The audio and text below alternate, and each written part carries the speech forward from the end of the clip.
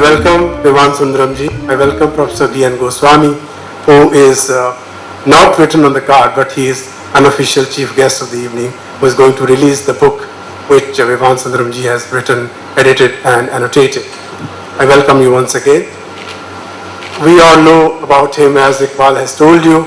I wouldn't delve into that, but the only thing I'll share with you a few things which Vivan Sundaram has been associated with related to Chandigarh.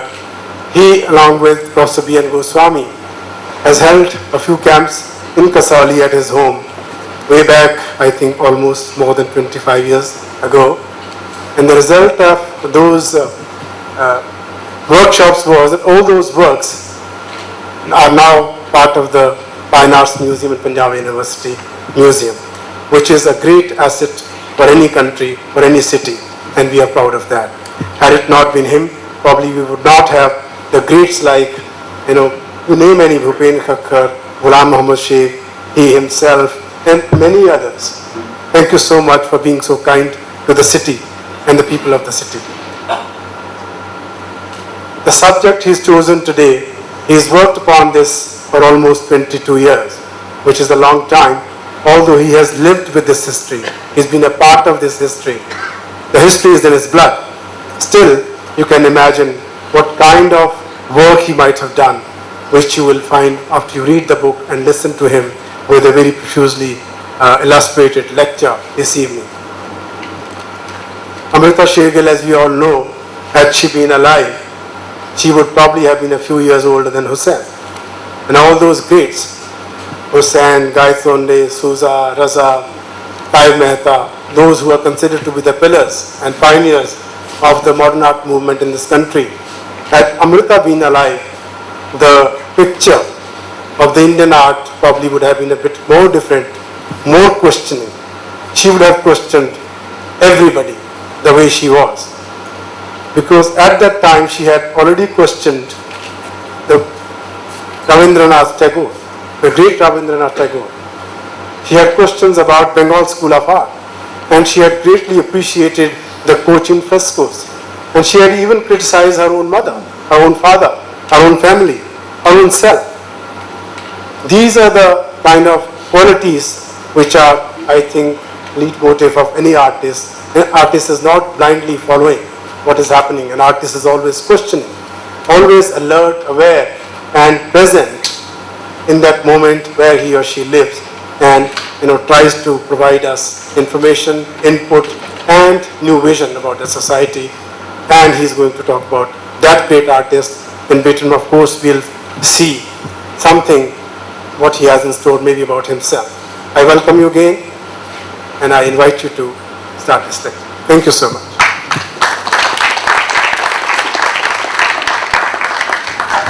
I'm just completely overwhelmed by that introduction. Iqbal, I asked him who wrote that, and she said she wrote it. I have never had such a thoughtful and reflective introduction to myself. A biodata is usually read out, so it's actually going to make my task a little more difficult, because the sort of demands that have been put on me to present myself with this almost epic and exaggerated description of myself is a pretty daunting task. I have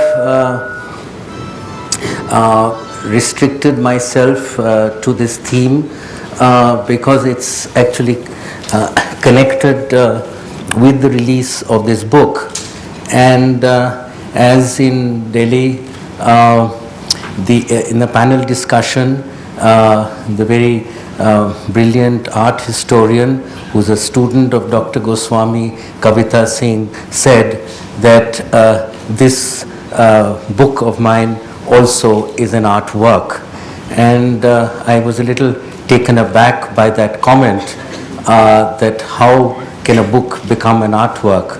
So I thought that let me in some way speak in a way that would kind of lead up to explain what a book can also be named as an artwork. As has been said, I have had many different facets to myself, the public, the political, the social, but the personal also has informed my work, and here the personal very much the autobiographical, my own family. Now it could seem a kind of indulgence that how does one represent one's own family?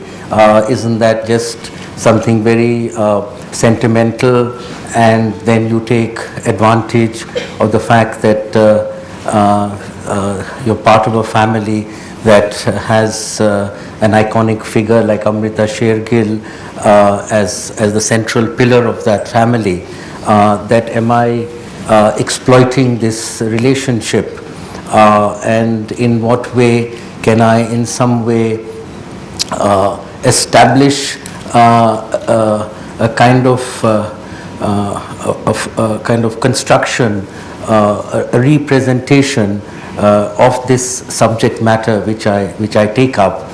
And I have it's been some kind of a struggle to equate this activist political self of mine with the personal, but over time I have realized that it is possible to state that the personal becomes political. That's a famous kind of slogan that feminist artists and feminists did give. And so in some way the kind of boundaries between the social, the political and the personal get interpolated.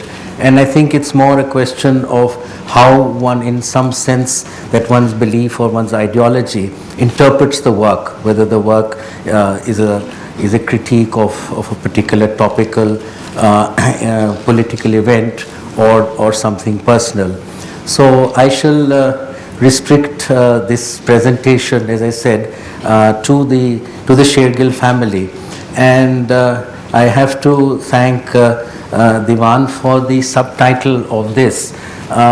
He spontaneously said, I just said something Sher-Gil family about he said, I would like to put these two words, and a history and a project in fact coincides with a kind of publication that I'm working on a history project that I did in Calcutta about Bengal and modernity over a decade ago, 12 years ago, to be precise, in the Victoria Memorial, and I plan to call that history project. So by a kind of spontaneous remark of his history and a project, I really thank him for putting this in. The word project also, as we'll go along, informs my work, and normally artists are expressive. I am also indulge in that kind of, or I make work with that expressivity, but the word project, it does imply aspects of research, of seeing something, in a much larger kind of configuration, so that you then detach, in a sense, yourself and your expressiveness to make inclusive all kinds of material. And in fact, the book that is there for you to see is obviously also a project, a very huge project. So I thank Vivan for that interpolation. As has already been mentioned, the Sher-Gil, Amrita Sher-Gil, being one of the pioneers of modern Indian art, gets actually extended to Umrao Singh, whose photographs I started like looking at or using. Initially, in 1972, there was a retrospective of Amrita Sher-Gil's works, and from the archive, a few were taken out and just printed as part of that exhibition in Delhi. But it is only till 86 that I started looking at his work and thinking that here is something more than just a family album. That it is, can we have now the slides, please? Part of the aristocratic Sikh family, the Majithias. And this, to me, this photograph, I have proposed, and in fact now my proposition that he also can be named as one of the pioneers of what I use the word modern Indian photography is actually replicated by the fact that at the moment in the Whitechapel Gallery in London, the well-known photographic historian has endorsed that view that Umrao Singh Sher-Gil can be named as one of the pioneers of Indian modern Indian photography, as opposed to the great Raja Deen Dayal, who informs colonial photography. And if you look at this photograph taken by Umrao Singh, you see how he is the elder brother, the younger sitting in the middle, as I say, holding a cricket bat in Lagan style, is his brother Sir Sundar Singh Majithia, who, those of you know, that part of Sikh history played such an important role in the formation of modern Punjab, of political Punjab. Whereas his younger brother takes a position off center, but positions the camera that actually the focus comes on him. And the way he is posing himself in a kind of, in the fashion of a dandy, and if as part of that period, Victorian England produced the dandy like Oscar Wilde, so that there was already an attitude which was in opposition to the establishment that young Umrao Singh, he's just 21 here, born 1870, is already got attitude. And you see what seems like a straightforward photograph, that everything from the socks he's wearing, the way he's come out, decided to show himself bare-chested, and that's his youngest son Balram, who just been born, that he's going to be different. And next please.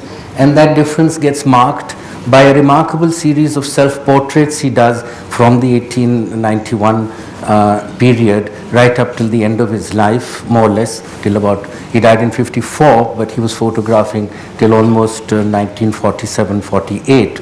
So it's a remarkably long period where there are something like 150 or more self-portraits that he did.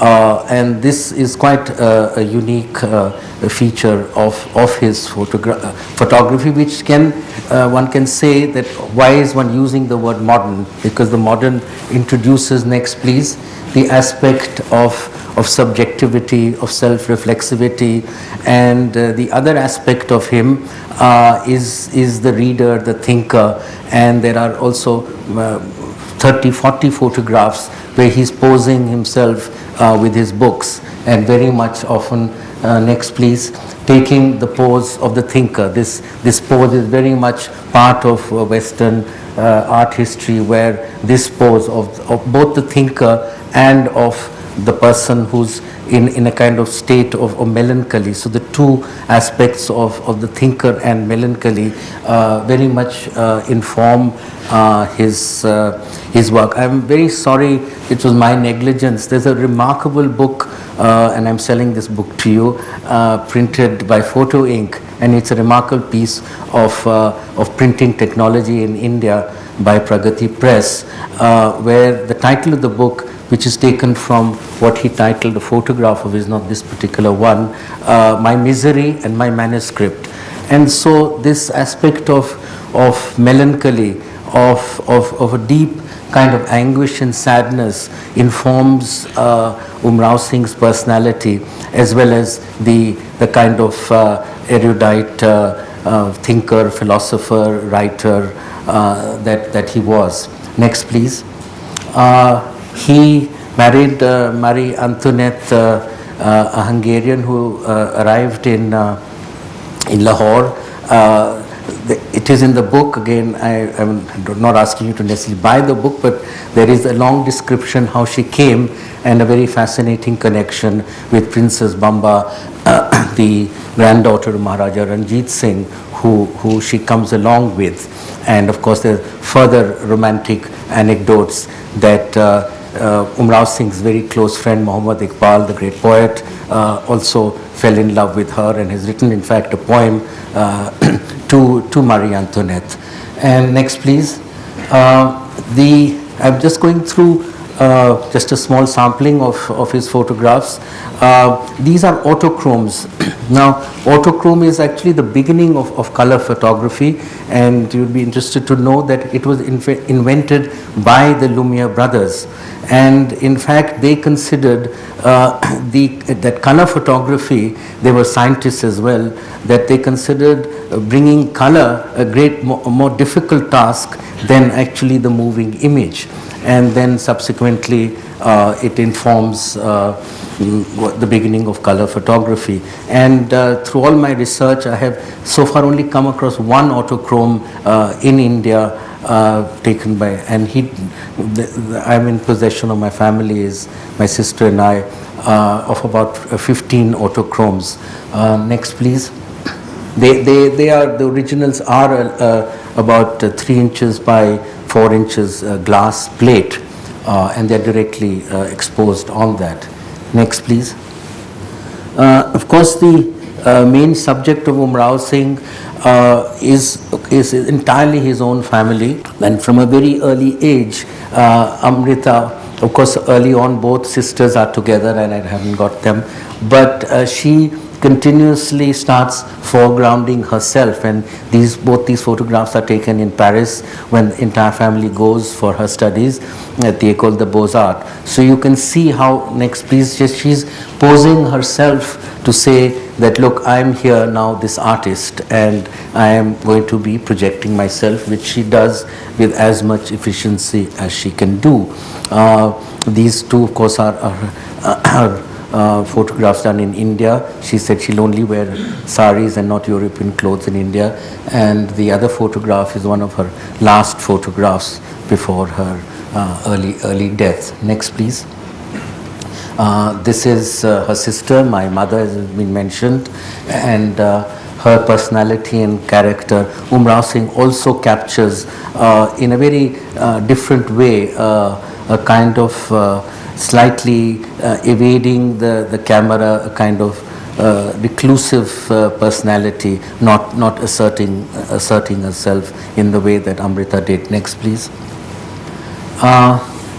This painting, I'll do a little bit on it, was part of a movement that started in the early 80s, which produced a seminal exhibition called Place for People, and it had Ghulam Sheikh, Bhupen Khakhar, Jogen Chowdhury, Sudhir Patwardhan, myself, and Nalini Malani. And it was a project about representing people around one, friends, etc. And this is, of course, in the mid 80s, where I just felt that I need to now paint this family of mine, and somehow wanted, in order to be able to objectify it, to create a certain kind of distance, that I'd have to make this painting big. And it's the biggest painting I've ever done. It's about 6 feet by 8 feet. And one of the ideas of its largeness was that I wanted to create a space in the center, a kind of void. And in fact, things that I was thinking of but wasn't that fully conscious of is the place for the viewer. And in a metaphoric sense, that void is actually a kind of passage, a place for the viewer to enter this room and meander through it, and that at different points in the room you come across these different characters. So it's the way that it's constructed, the way that the different members of the family are positioned at different points, and that around each of them, is something that informs the viewer about what they are or the mood that they have. And so whether it's this large coffin-like piano dwarfing Indira, and Amrita with her last unfinished painting, which I have invented a letter at the end of the book where she talks about this painting, and so certain things come round full circle. The mother actually spotlit in this painting, And many people have remarked, in fact, Rana Das Gupta, who just won the Commonwealth Writers Award in this panel discussion, strangely, I was quite surprised, focused on the relationship of mother and daughter. I've been dealing with mother and father, that's Amrita and Umrao Singh. And the book, because a lot of the letters are written in Hungarian, this very complex relationship of Amrita to her mother, who was a very passionate person, but also psychologically very disturbed, attempted suicide many times, and as you see the gun on the table, finally was successful to shoot herself in 1948. So she gets sort of spotlit in this photograph, and as I said, by a strange route 25 years later, she becomes a very strong presence in the book of letters. Umrao Singh has this position far in the distance, but he's actually watching this family, and almost all viewers who come and see the painting, it sort of takes a strange route. They move very quickly through because the three are positioned with a certain kind of clarity that almost invariably the eye kind of ends or very quickly comes to Umrao Singh, and they say, who is that man, in the shadows? And so something that's actually quite unclear and almost out of focus actually gets your attention. And so he is, even in this book, a kind of, I won't say hidden, but he's a presence a little in the margins. Amrita is not writing that much to him, and his letters are much more formal, and they are kind of slightly philosophic, moral, etc. But he plays, then of course, as we've seen, that he is informing my entire body of work, as we will see, what you're seeing here as now being a major Indian photographer. Next, please. Soon after this project of mine, which many people remarked was a painting which had sort of much larger dimensions than simply just a family portrait. There's a kind of scale, there's a landscape, there are many points of entry into it, and it's suggesting journeys. And my very dear friend Kumar Shahani, the filmmaker, said, I want to make a film on Amrita Sher-Gil. So I said, yeah, okay, a nice documentary, how long? He said, no, not a documentary, I want to make a feature film on her. And I was a little taken aback, because how could one? He said, no, there is all the material in it to make one, and I want to make one, but the facts are such that this project could not get realized. But I think that something of my friendship and the research work, again, part of that research project, we traveled to Hungary, to Paris, to Lahore, interviewed so many people, and much of that, again, fills the footnotes and the annotation in the book. And there's a lot of the way that Kumar Shani takes down the interviews that get a very vivid quality as part of the annotation in the book. Next, please. The word archive, Sher-Gil archive, was prompted, I had by the late 80s or by 89, 90, I made a kind of very extreme decision to stop painting, to do oil painting, to do easel painting. But I continued making art, which I'm sitting here and telling you about. There were many different strategies of representation that one could deploy to expressively speak about subjects. And I think that in some ways painting, at least for me, and the kind of techniques that I had, I felt inadequate. But also that there were so many paths, so many windows, so many views that one could include to make statements, both personal and political. And when I was invited to show in Budapest, I thought that an obvious subject again would be to come back to the Sher-Gil family and represent it as archive. Now the word archive is even in the very fine introduction, it was mentioned that I exhibited in the International Center for Photography in New York 2 years ago, and the title of that show was called Archive Fever, by the very well-known curator Okwuyen Visor, who did the 2 documentars previous. As it's become part of a discourse where the archive actually informs the making of so much of work, where artists collect data, whether it's on issues of politics or ecology or the personal, and that all this information in various ways actually is collated, presented, abstracted, and very many different strategies are used, but the source material named as the archive actually informs the artwork.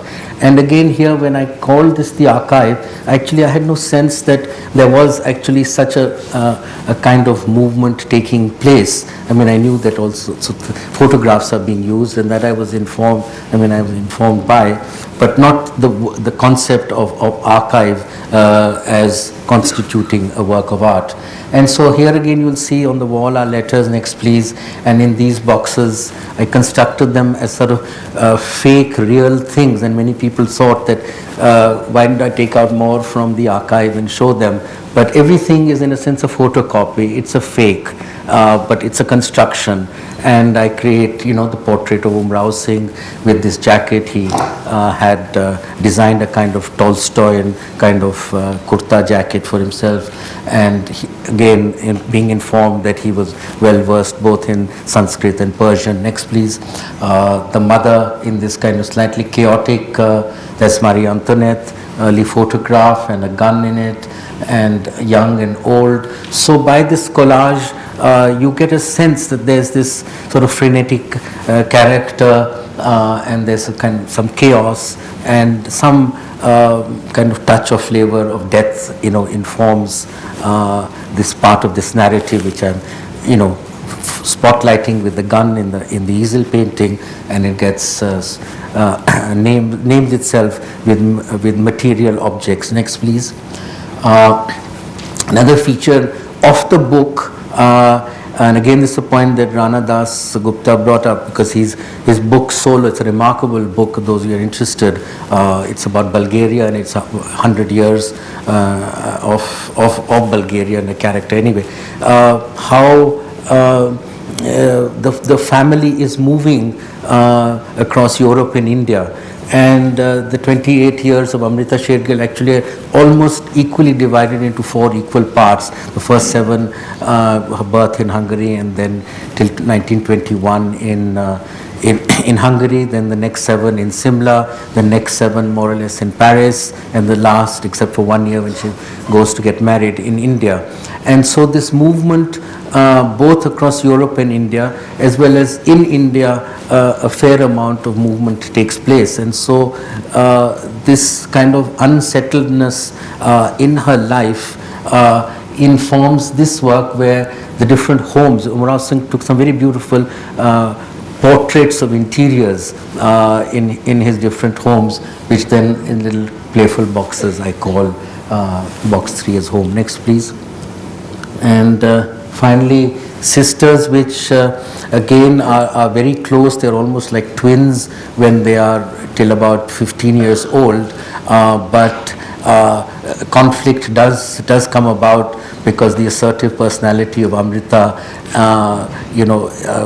Indira is not able to take, and this also appears in the book, where she talks about this problem and difference, and in some way I have kind of shown the crack in their kind of otherwise very intimate relationship till they are in their early 20s. Next please. Here again I play with the idea of the archive. These photographs are actually sandwiched in plastic, and when displayed there is water in that box, so the photographs are floating in water, and they deteriorate, and that is part of the intention. Next please. Here also, this is for me an important work because it again signals the work Retake in Amrita. And so you see across, it's about 65 photographs running in two strips, and at the bottom right-hand corner is Umrao Singh. When he went to Hungary, he cut his hair, and you see Amrita in his arms. And as it moves across to the like on the top, when they are both in Paris, the whole family is in Paris, and then later on to the end of his life. And here I have proposed, where these are completely undoctored photographs, that the still photograph, if it's displayed in such a manner, it's installed in such a manner, can propose that they are stills from a film, or that there is a narrative, because you're seeing a time sequence. And it's in fact the great writer on photography, Roland Barthes, had a big problem with cinema. He said photography is about stillness, it isn't about narrative, and others have questioned that. And in some sense I'm saying that it is possible from something that's indexically only being informed by this is the mother, the father, the daughter, as every person sitting here has a family album, and beyond that there is no narrative inducted into that image. By the juxtaposition, you're reading a narrative, and of course I'm proposing quite provocatively, which I do further in the digital photo montages, a kind of narcissism and a sexuality and a love of the body and of a sort of suggested desire or relationship of father and daughter. So this gets worked out in the photographs when they're digitally composed. Next please. And the series goes on like that. So Amrita dies early, and Umrao Singh's Melancholy and Age appear on the top. So you are actually looking at still photographs, but you've got a whole life represented in front of you in the way it's displayed. Next please. So this is what I mentioned. Next please. I mean the digital entered the photographic frame for quite some time, but the digital also then allows a play, and that is what allowed me to engage in that narrative of again the past reconstituted with much greater ease and informality, humor, intensity, compositionally, provocative sometimes. I mean, this could be a straight photograph. I mean, there's a lot of performance in photographs. I mean, 19th century photographs, a lot of colonial photography, created tableaus and posed people. So this is a very known convention.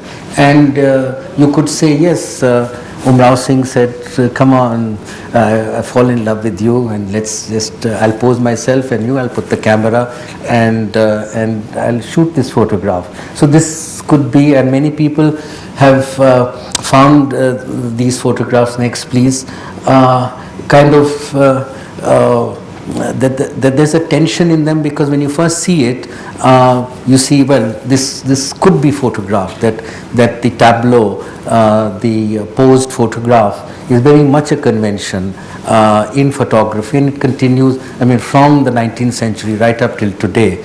And so here again there's a provocation, and lovers I have put, and because the lover and the real lover is in the painting, that's Boris Tashlitsky, her I'm using the word comrade because in real life he was also a comrade. He was a member of the Communist Party till late in his life, I mean till his very end, and finally only till recently the Tate Modern bought his very important political historical works. Next please.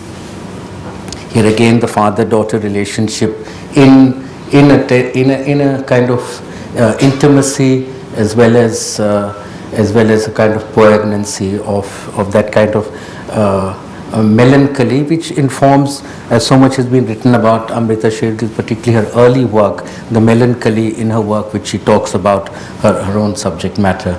Next please.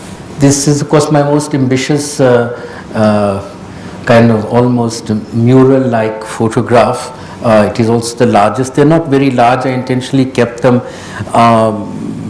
about 12, 15 inches, and this is about 25, 24 inches across. And here you see how the doubling up, the whole hothouse nature of this family, very intense, each one obsessed with the other. And the book also has this ongoing presence of the family, very deeply intertwined, but deeply anguished, even alienated, separated, and Amrita on her own journey to make her career, but actually still maintains a very close relationship with her family. Again, I play the two Amritas in that photograph. I have a separate one right at the extreme right where she's, you see her in the mirror with her two selves, her Hungarian and in Hungarian costume and clothes, and her in the sari, and her mother just in that you saw the photograph, just married, so many months old. And the only thing I brought in is in Rotterdam I found this painting in the museum where this woman is looking into a mirror, and very much the reference to Japanese mode that was in the 1890s very much in vogue. Van Gogh, Gauguin, Van Gogh in particular used Japanese prints as part of their paintings. And here of course this is a Chinese gown, and here is Amrita's sister, and I can say my mother, looking into the mirror, and that wonderful photograph of me, that's me seated on my grandfather's lap holding a foitel under camera. And in one sense, if you take this, that I am the photographer of this photograph because I'm being reflected in the photograph. So I've already named myself as a very early author and a photographer. And in one sense, the very fact that Umrao Singh is actually got his finger on the shutter and he's actually taking the picture, and in some way I say I am not a photographer, I make photographs, I use photographs, but I do not at all say that I'm a photographer, and that informs my own entry into photography, that I use photographs to construct from old photographs, new photographs. I did a major installation called Memorial, where I used one photograph by the Times of India photographer Hoshi Jal of the riots that took place in Bombay in 1991. Next, please. Here again, I said the relationship of the sisters in a kind of closeness and intimacy, and Umrao Singh once in a while kind of experimented with things. So he did a photograph with a double exposure, and then I double up on that double exposure in Photoshop and make what I call quartet, and then bring two of them in a position of confrontation in that photograph. Next, please. The book also, as I said, is a lot about journeys and travel, and Hungary finally comes through as a very central part of it. And the very fact, next please, that she married her first cousin, wanted to kind of keep something of that Hungarian blood. I mean, it was in opposition to her mother, who was really, against the marriage. But Amrita had some unexplainable reason. I mean, her love for India and to be Indian was unquestionable, but she wanted somehow to kind of keep that connection with Hungary. And you have this thing. This is also another little side anecdote. Her uncle, my mother's brother Erwin Bakhtoi, was one of the most important Indologists, Hungarian Indologists, came to India and wrote many books, and he organized now here Red Indian camps on the Danube. Next, please. The juxtaposition, this is a painting of Amrita called Winter, and it actually, there's a winter scene, so you get the painting and the characters. Next, please. Within the painting, this is her husband, Victor Egan.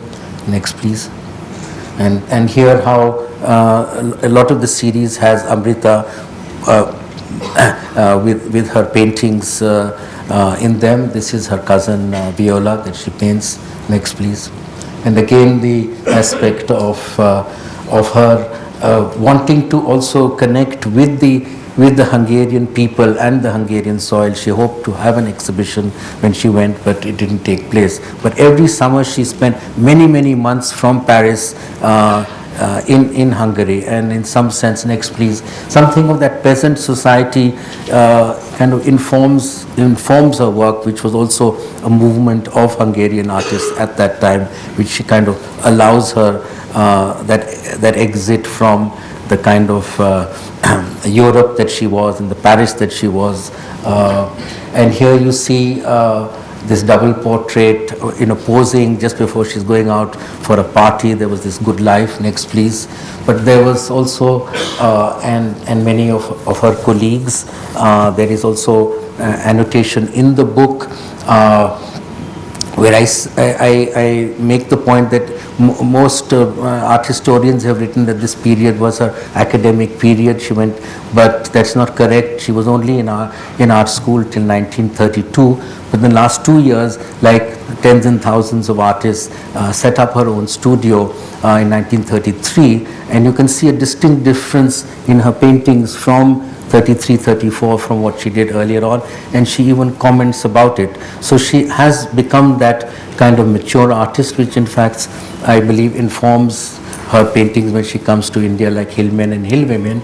And there are people in this photograph, artists who form a group called Forces Nouvelle, which was a group that, because you must remember, this is the period of depression, this is the rise of fascism, and there is an anguish, a deep anguish in Europe, and there are some artists who are saying that the extraordinary breaks and revolts and that took place in modernity, from Cubism to Surrealism, etc., that there must be a return to a kind of humanist figuration. Now there is often a confusion because fascism also wanted to bring back a kind of classicism, and at the other side Stalin's Soviet Union also started bringing back a kind of realism, but there was also a realism in Europe which I would say would be kind of a progressive realism with a wish to bring back the human figure with a sense of togetherness and wholeness. And Amrita actually is aligned or close to that, and they formed the group literally, I mean, the day the period 35 or 36 is when they formed the group, and she's returned to India in 35. And some of the members of that group she's dancing with. Next, please.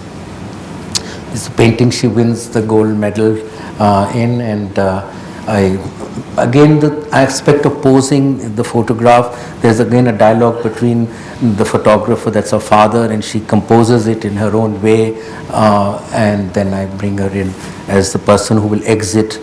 Next, please. This scene, you have the again aspect of that good life, possibly just after she's won the that gold medal at the Grand Salon. Next, please. And here she is with Marie-Louise Chassanier, whose painting is in the National Gallery, and there is a reference in the book where she's writing to her mother that I do not have a lesbian relationship with Marie-Louise, although she gives the impression that we do have, and she very forthrightly says that if the occasion rose and I felt the need to have such a relationship, I would have it, but I do not have it with Marie-Louise. Now that's left to you to imagine whether she did or she didn't, but that's how in the letters there is a reference to that. But definitely Amrita's attraction to women form a very important part of her work, her oeuvre, particularly in India, and not many people have written on that aspect in her work, whether they are some members of her family or others. Next, please. Here again, this shift that I told you about reflects very much that period of depression. This is the age also. This painting is called Self-Portrait Tahitian, and it's possibly her last painting she did.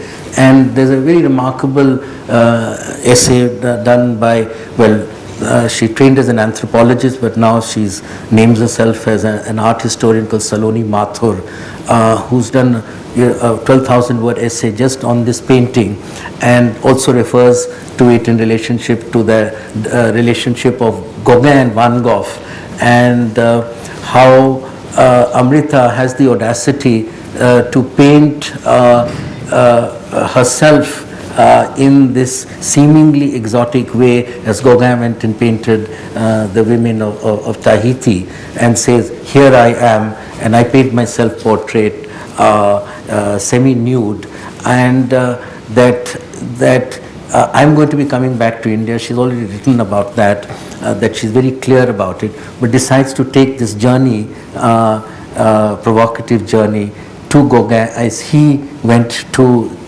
seek the other. And it's also a very complex article. When it will be published, worth reading. So of course I am playing that relationship between Amrita and her self-portrait as Tahitian before I return to India. Next please. Here again I signal that she is looking and wants to depart. Indira stayed on in Paris, and each of them, again, as in my big portrait, each one is in their own worlds, and yet they are informed by the environment, the milieu that the photograph informs you. Next, please. It's again part of her double identity in Simla, and here I slip in one of the women of hill women, her painting with her members of her Majitia family. Some of them she paints. Next please. And here she is with her paintings, fruit vendors, and she has slipped into being part of bride's toilet. Next please. Here again the mood that she kind of shifts to as she writes, Ajanta, I take it on, but it is very difficult proposition to really develop it. And in her contact with Karl Khandalawala, the art historian, both of classical Indian art as well as of modern art, and a great champion of her work, and the letters in the book again inform her attitudes to both modern Indian art as well as Western art and literature, etc. And that here she talks about now moving away from those melancholic figures where miniatures give her a certain lightness and informality, and she explores color and other aspects. Next please. Now I will end by just suggesting some of the sorts of entries, just a little bit about the structure of this book, which I think I can now, say, and when to kind of support Kavita Singh's argument that it's like an artwork. Very early on, 20 years ago, it was very clear to me that the left and right page would be completely different, that the right page would have her letters, which would have no encumbrances, no footnote references to them, that the reader would have the pleasure to just go down there. But the left page would have the annotation. Now, when I first started, they were very simple. When I did the Mark book in early 70s, they were just very simple annotations. But over time and with collaboration, as I mentioned, information kept coming in, and I realized that there had to be a kind of thick texture. There had to be a rich annotation that would provide a certain kind of distance and objectivity and contextualization, because the decision was taken first, when you think you're an editor, you have to edit things out. But both my sister and the publisher Indra Chandrasekhar were very clear that every word that Amrita wrote, whether she wrote about recipes or a cat that's lost, or completely irrelevant, like a mother, like a daughter would write to her mother or her father or anybody, inconsequential information should inform this book, because now that Amrita Sher-Gil acquires that kind of status, there are still people who want to make films on her, or write, that it helps various levels of social anthropologists, feminists, potential script writers, that sometimes just a detail can animate a sequence which is of not much relevance, but it gets that kind of sense of life and living. But I was still very self-conscious, and I thought that I must annotate it in this rich texture, because there is the danger of an overload, that how much historical reference do you give, how much personal details do you give, how much do you impose upon the reader. But I felt that a book like this is also a source material, reference material. It's not meant to be read from cover to cover, and that what I call now an animated annotation on the left page. As I started building up the pages and had the gratification of finding a designer who, when she saw the material, she said, okay, the book seems about 600 pages, I'll take 6 to 8 months, the book is 900 pages. And we worked on it for 3 years. So it's something that, as I said, allows the viewer multiple points of entry, and the book and the person that she is has that scholars have admired it, lay people have admired it. So it's that rich annotation is a photograph.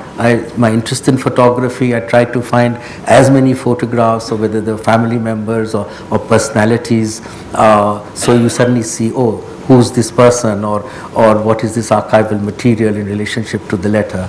So I think that the pleasure of this book and its unacademic nature, because I'm not an academic, yet it's very rich with historical and academic information, isn't perceived as that. So I've just run through just very informal and just arbitrary selection from some personal notes to some art historical references.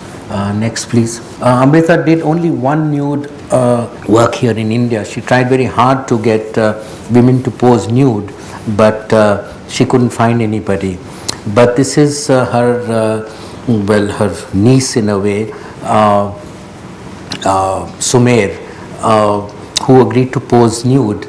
And it took me quite some time, because nobody seemed to know what happened to Sumer. The Majidchia family were either completely silent about her, and somehow again by these things somebody said, oh, he found some material. So when you read the annotation on Sumer, that she's a family member, that this is how she paints her in 35, that Sumer went to Paris in the late 30s, maybe 37 or so, and got involved with a very famous Elsa Schiaparelli, very famous fashion designer who was very close to the surrealists. I mean, really avant-garde fashion designer, remarkable woman. And then the kind of story continues, which has come up in some books, that she met somebody and went to Shanghai. And in Shanghai, this is now entering the war period, she got involved with some Germans and Japanese as part of a kind of espionage. She also became a high-class concubine. And that's a photograph up in Shanghai, which again, some relative sort of sent it to me, and she called herself Princess Sumer. Now, Princess Sumer, she could say, because her mother was the daughter of the Maharaja of Patiala, married to Balram. So she said, I'm a Patiala princess. And Then it was sort of discovered that she was, by English intelligence, that she was kind of informing people, and the story goes that they tried to ask the Maharaja of Patiala, and she says, I have hundreds of children, I can't tell you whether Sumer is one of them. And then again the story sort of ended there, that what happened to her. And literally when the book was all composed, almost in the press, and there's a well-known journalist in Delhi called Harji Malik, who I know for some time, and she said, oh, I heard you're doing this book, and yes, I can tell you something about Sumer, that when my father was the first Indian ambassador to Paris after independence, to France, she turned up at the embassy and said, you know, I'm a Patiala woman and Majita, etc., and I am a fashion designer. I want to do a fashion show in the embassy. And he said, nothing doing, you don't bring fashion into the embassy. And then Harji said in 1999, she had remembrances of her, when she was quite young, that she heard about her, that she used to come to a cafe, and then she went to that cafe, and the person said, yes, but she doesn't leave an address, we don't know where she lives. So this mysterious Sumer, and Amrita writes that she just loves French fashion and French clothes, whereas I've rejected all that. So what I'm saying is that the annotation keeps opening out to other stories which are anecdotal and amusing, and it kind of provides different sorts of textures. Next, please. Here too, one is remarkably beautiful, considered to be one of the most beautiful women in the world, Princess Nilofer of Hyderabad, and that's of course the great Sarojini Naidu, who Amrita meets when she goes to Hyderabad to the exhibition.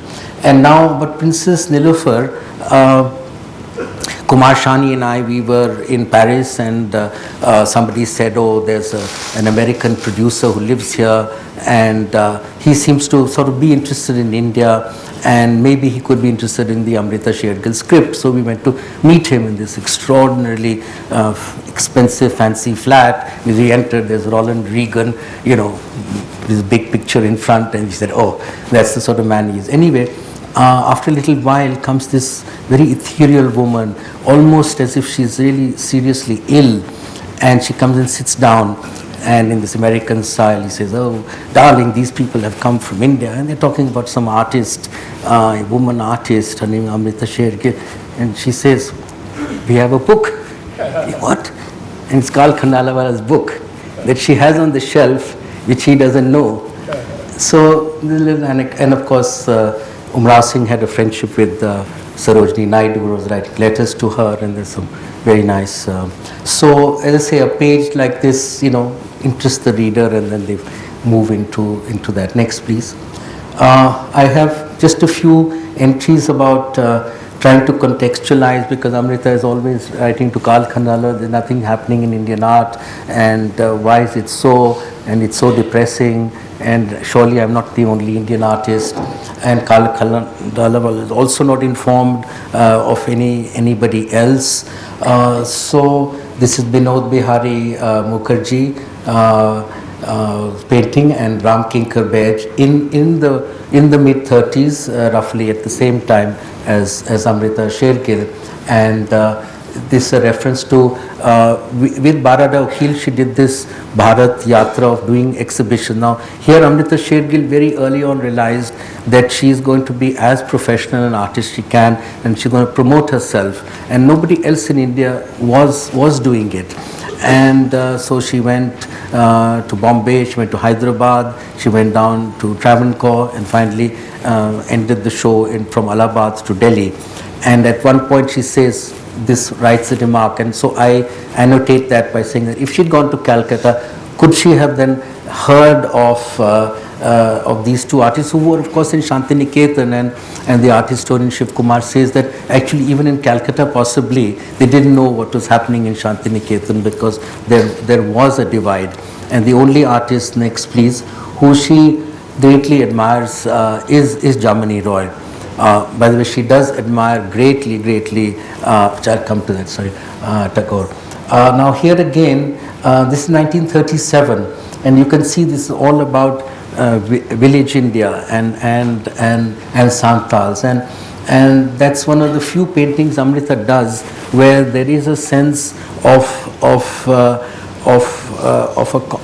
not described as a context, but where she has a group of people who she's proposing a sense of movement. So that very title, South Indian Villages Going to Market, is saying that there is some activity after sowing, that there is a market and things happen. And of course, these are all in the other three cases, Ramkinkar Bej, Nandalal Bose above, and Jamini Roy below, all with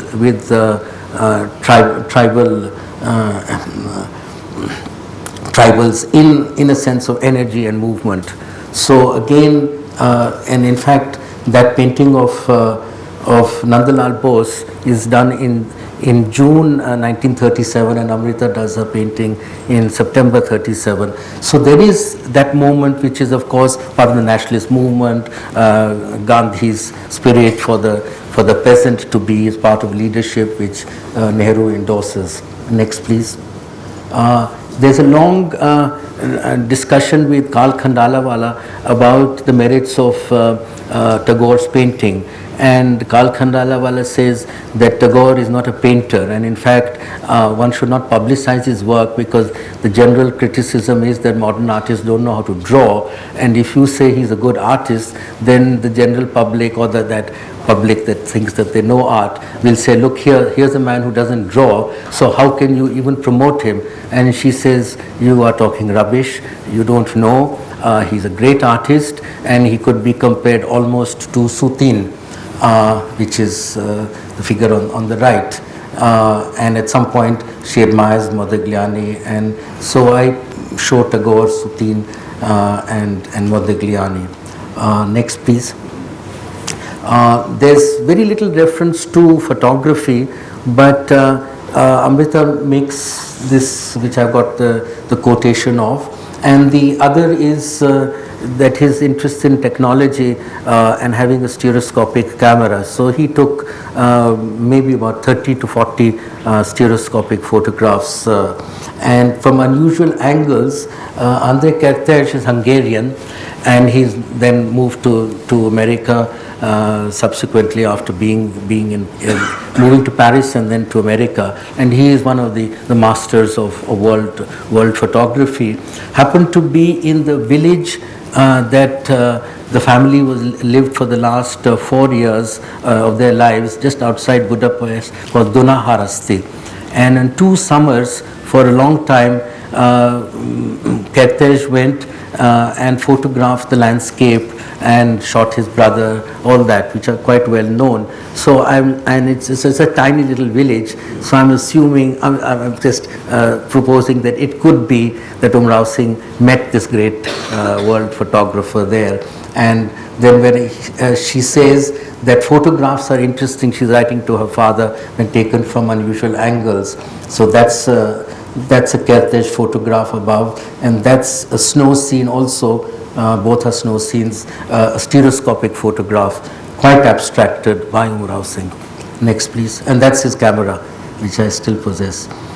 Here again, miniatures, taking from that the various sorts of poses and angles which she decries as terrible Bengal art, Abhinandanatھ Tagore and Nandalal Bose. But you can see in their own way they are working color and abstraction and a certain simplification.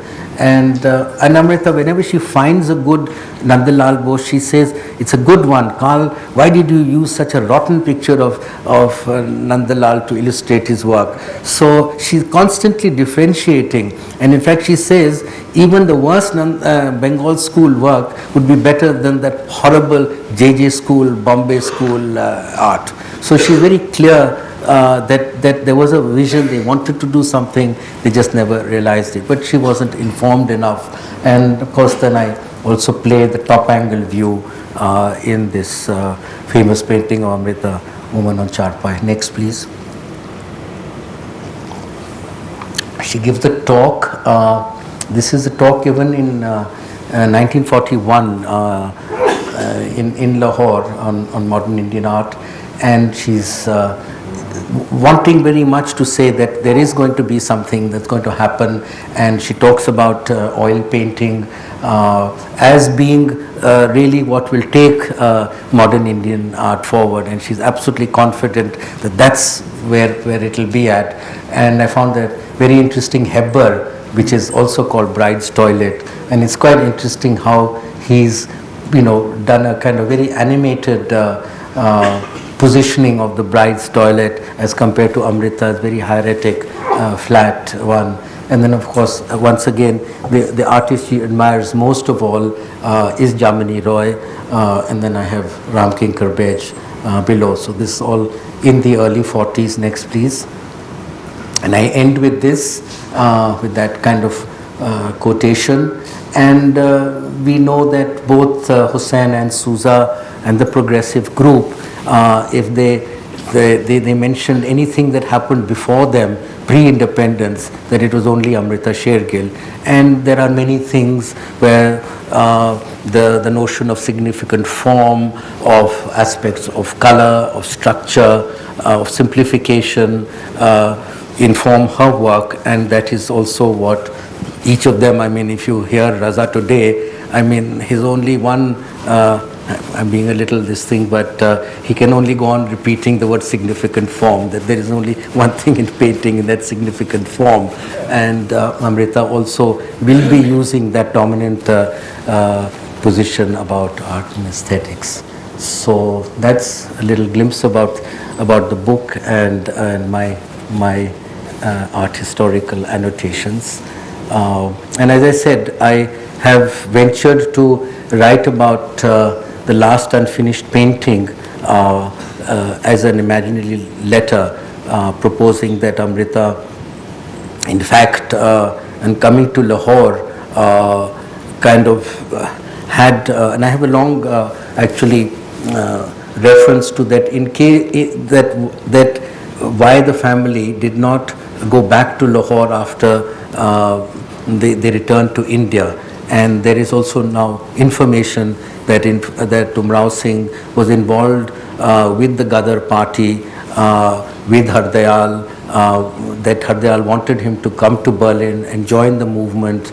And there are some newspaper cuttings which my sister found in the Berlin archive, which are really kind of quasi-Marxist texts about critique of British colonialism, and that he says that if it wasn't for my family, I am an anarchist and I would have joined the movement. And British intelligence found out about it, and my conjecture is that they didn't allow him to go to Lahore because Lahore was the place where there was politics, there was culture, it was a dynamic place, but that Simla would be a safe place where they could be like overseen. And I sort of propose that what she's constantly asking for is dialogue, for intelligence, that she would have found it in Lahore. And I have a long appendix where there is, I mean, there's not very much material available on this very dynamic cultural movement between the two wars or before partition happening in Lahore, but it was really the cultural capital. And Amrita was certainly, where she went and lived only for 3 months before she died, it would have really transformed, as was being said by Vivan, that she would have really entered, in a sense, she was making a mainstream, but that she would have had that philosophic and intellectual dialogue, which was completely absent except for Karl Khandalawala in a more complex way. Thank you.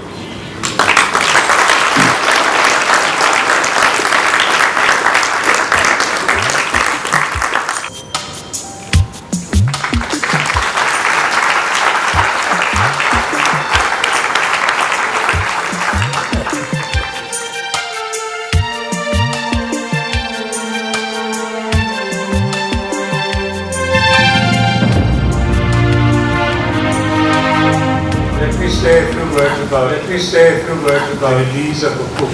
The release of a book, or the launch of a book, or the launch of a book, and it puts me in mind of, and it puts me in mind immediately. A long time ago, I read a poem by an Urdu poet. A long, long time ago. I don't remember who the poet was. I don't remember a single line of that particular poem. But the idea of the poem was extraordinary. In that poem, the poet is bidding farewell to his creation and says to his poem, so long, till now you were mine, and now you are no longer mine. Now I am sharing you with the world. Go and lead a life of your own in this harsh and cruel world. So the launching of a book is something like this. It's both a happy occasion and a sad occasion. A sad for the author in a manner of speaking, because he no longer is in control of it. He no longer can tinker with it. He no longer can revise it. It is not his anymore. And happy occasion, of course, because the fruition of years of work and toil and so on and so forth has come and is available for his share. You know, a long time ago I wrote a book on the painter Nansuk of Guler, and I started off, I'm sorry to be talking about a book of mine rather than Vivan's extraordinary work, and that is this. I say that to trace a particular artist's career reminds me of a sight which one sees on the banks of the Ganga in Haridwar every evening. Thousands of pilgrims are there, and in the evening they have these great big leaf platters which are made by priests, on which some little flowers are placed, some diya is lit and so on and so forth, and you release them on the waters there. I'm sure most of you have seen that. Now, when you release those platters on the waters, then they start moving away from you and the current slowly begins to take over. And when you are looking at that, your own diya, your own platter of leaves, you can keep it inside for a little while. And then when the current begins to take over and it begins to toss and turn and skew and so on and so forth, and then it joins thousands of other diyas and you no longer can keep track of what you released on that particular surface. To track a painter down, to track any artist down, is something akin to releasing your own diya on these uncharted waters. Vivan has, sorry, I'm not referring to him as Vivan Sundaram, Mr. Vivan Sundaram. Vivan, who's been a friend of mine for a number of years, and I've had this privilege, has turned out, when I was coming here on my way to this particular place, the thought which was coming to my mind was exactly what he said, Kavita uttered to him a few days ago or whatever, that it's not a simple book that we are releasing, that we have in our hands. It is truly a work of extraordinary proportion, but also a work of art. How many years he has taken over this? Something like 25, which is a quarter of a century. How much effort has gone into this? It's evident. You read this and you look at the pages and so on. Absolutely extraordinarily rich documentation, which is just pointed out. It's not a simple work that he has produced, a great work he has really shared with us. How much pain, how much sweat, how much effort, how much travel, how much of research, how much of sharing, how much of inquiry and so on has gone into it can only be imagined. But I can assure you that he must have felt what a great many authors felt in the past. I mean, the other day I was reading a passage by the great Machiavelli, who's a Renaissance person. We all know him. There's a kind of a negative association we have. Generally with him is a Machiavellian character, something like this. But Machiavelli was also a wonderful writer. And he had a friend of his, an ambassador called Francesco Vettori, to whom he wrote a letter in the year 1513. He was in the process of writing his great book, Il Principe, the Prince, which was meant to be shared with, or something for princes to learn from. And Machiavelli says in that extraordinary letter which he wrote to Francesco, he said, in the evening when I come back home, I take off my clothes, which are full of dirt and soil of the streets. Then I put on my regal clothes.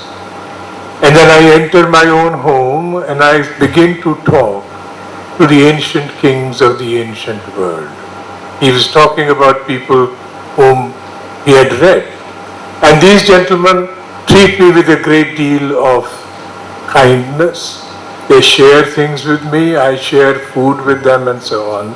And for those 4 hours, this is the important thing, for those 4 hours, I feel no boredom, I feel no pain either in body or in mind. And for those 4 hours, death holds no threat to me. That is the degree of absorption, the degree of intensity with which a work like this must have been produced. And may I offer my congratulations and my gratitude to Vivan for having undertaken and brought this to this wonderful, wonderful conclusion. I should warn you, however, Dr. Randhawa, whom we all know, he did not get along very well with Kal Khandalawala. There was in fact a great deal of opposition between them. And Randhawa Sahib was always critical of Khandalawala, so Khandalawala is critical of Dr. Randhawa. When he produced his 1958, this big book called Pahadi Miniature Painting, Khandalawala, it weighed a little more than this. Then Dr. Randhawa wrote a very witty review of that particular book. And he criticized him, this is wrong, I don't agree with this. And towards the end he said, there's a rumor going around that in the other world, all authors will be asked to carry their books on their heads. And if that is true, then Mr. Khandalawala will be greatly inconvenienced. So I would commend it to Vivan's favor to be mindful of that. But I hope another great book is in the offing. Who has he written about? His family, but not only his family. It's written about a period. Written about an extraordinary person called Amrita Sher-Gil, a wisp, a kind of a blithe spirit, a gadfly who stirred up India like nobody else had done in the world of art before. Here was a young woman, lived all of 28 years, no more. Born in 1930, and died in 1941. And here is a person who becomes a celebrity in the period of just a few years. Everywhere she goes, she is the toast of the city, the town, the place. Everywhere she goes, she has people surrounding her, because not only because of what she paints, but what she looks like and how she behaves. How extraordinary an impact that woman must have had. Here is a woman, young woman, who is in constant correspondence. I mean, I'm amazed at the amount of correspondence that he did. There were no typewriters, no computers at that time. Everything was being written in longhand and so on. And anybody, the who's who of India is in correspondence with her.